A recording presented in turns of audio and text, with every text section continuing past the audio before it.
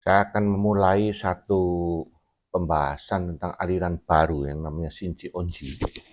Setelah saya mengikuti mereka selama 20 kali pertemuan. Tidak terlalu banyak, karena harusnya pertemuan itu kalau nggak salah dilakukan selama 9 atau 10 bulan.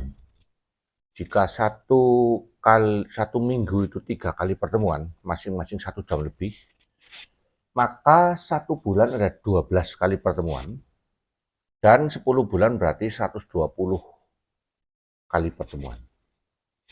Nah, sebenarnya saya masuk itu karena penasaran.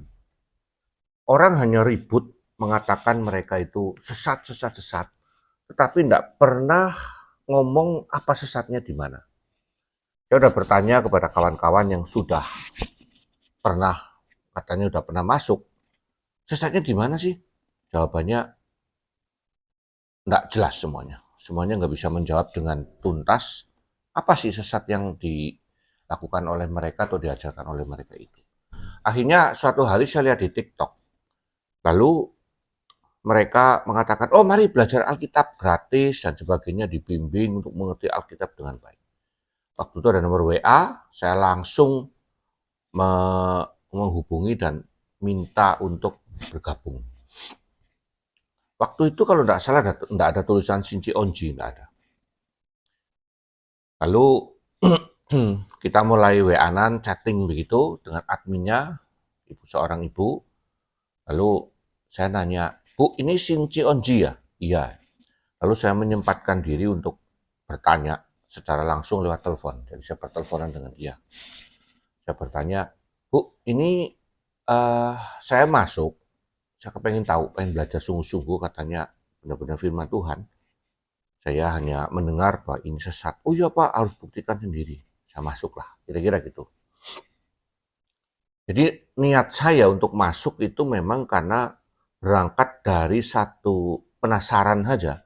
Orang nuduh sesat-sesat tapi nggak mau menjelaskan apa itu sesat. Sehingga saya memutuskan untuk, oke, saya masuk saja. Dan itu berarti mereka mulai ngomong, Bapak harus ikut ini ya, kelas, pakai Zoom.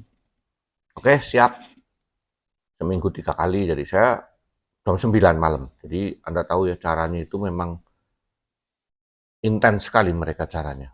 Jadi saya mulailah bergabung.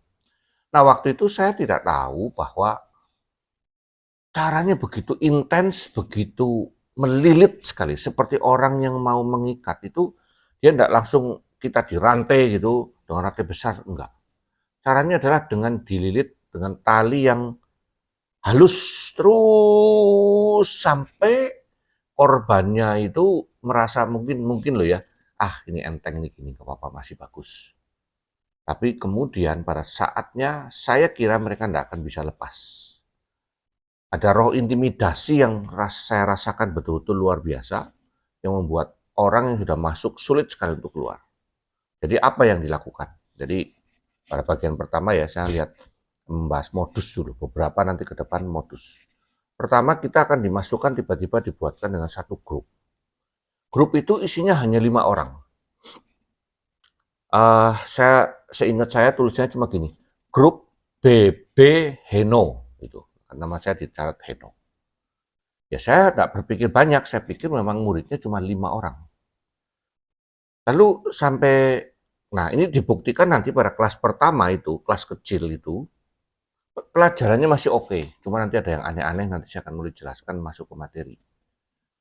Lalu tiap hari kita mulai dikasih ayat, dan paling utama mereka senangnya adalah dengan Yohanes 1 ayat 1, berbicara firman adalah Allah. Baik-baik belajar firman, firman adalah Allah. Ayo kita baca firman, karena firman adalah Allah. Saya mulai agak aneh dengan modus seperti ini. Kenapa? Karena mereka mengambil satu ayat itu di luar konteks, di luar pengertian seluruh perikop. Jadi kata kita harus mendengarkan firman, ingat karena firman adalah Allah. Terus diulang terus.